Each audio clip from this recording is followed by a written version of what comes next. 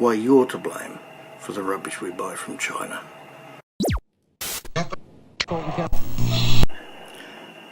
Now, before you get all defensive, I'm just as much to blame. We all are. Let me explain. China has always been known for making junk. These days, however, there's virtually nothing you can buy that isn't made in China. And the reason, as everyone would know, is cost. The bottom line, the mighty dollar. Practically everyone, every manufacturer, has things made in China or close by, sometimes Thailand, etc., Malaysia. And they do this solely for the reason of minimising their cost to produce the products. Now, we can understand that. If you're running a business, you want to make the most profit, I guess. However, also to most of us, we would think, well, yeah, fine, but you still want to have the quality. I want to share a little story. Well, I've travelled overseas a lot, especially Asia and all around. And I will always remember once coming back from, I think it was Hong Kong. I was on business class and ended up speaking to a guy, an Asian fellow. I'm not sure if it was Chinese or what have you, but and I don't think he told me where he was from. He might have.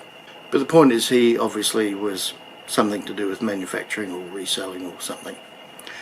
And he told me there are 3 levels of what China can make. The first level is absolute rubbish. Absolute rubbish. And I think this is what we're flooded with the most on places like eBay, etc. I've certainly found that in recent years that I've actually bought some terrible things that don't even come close to fitting or matching the original. Okay, so then you have the second level. He said that's reasonably okay, it's reasonable quality, and he was mostly talking about copy products, actually. Copies of things, which, of course is illegal, but it happens, and it always will happen.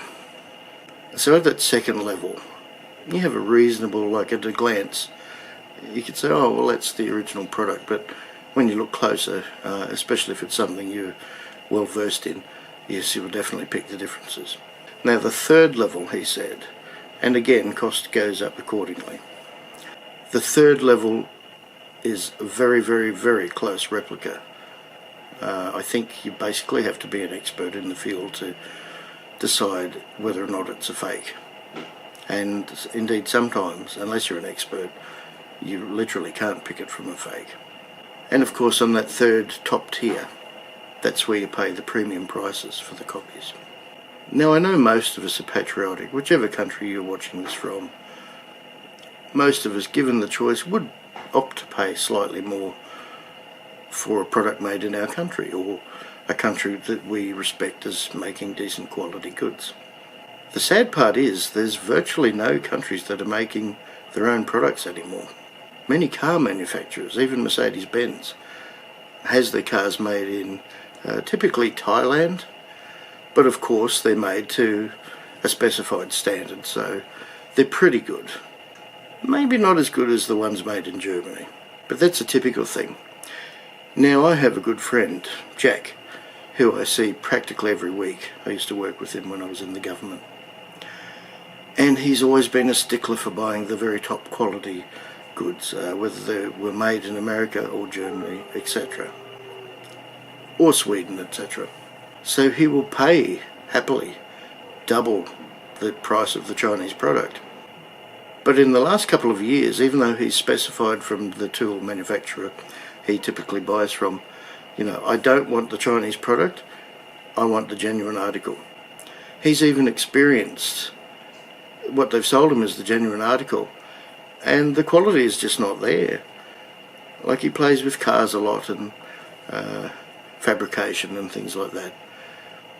And the steel is not the same. Like, recently he held a magnet up to this steel, I think it was a mudguard or something that he bought for one of his trucks, and the magnet didn't stick.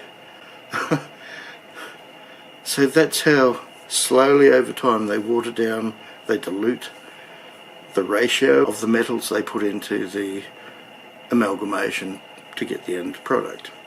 Now the first initial batches, they probably do virtually copy what's required of them, because they will of course get checked.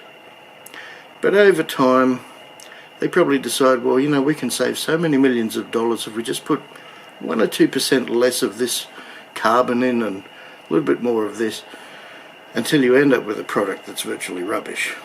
But you're still paying for the premium price. Anyway, I just thought I'd sit down. The idea just popped into my head, and I thought it was something I'd been meaning to share for a while.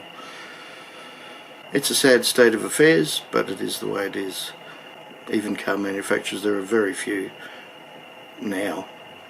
There are none in Australia anymore. Ford and Holden have shut down. Not that their parent companies were Australian, but I think most of you will get what I mean. So that's the world we live in. Alright, as usual, thanks for joining me. I think I might go cook some dinner now. Cheers. Have a good week. And a little plug for a couple of YouTube channels I watch. If you want to find out more about China, I highly recommend ADV China, Serpent ZA, and Lowy 86. They've lived in China for many years and will tell you a lot of things that most people won't know about China. If you're new to this channel and would like to see my new videos, click subscribe and the little bell next to it, and you'll get an email the moment they're out.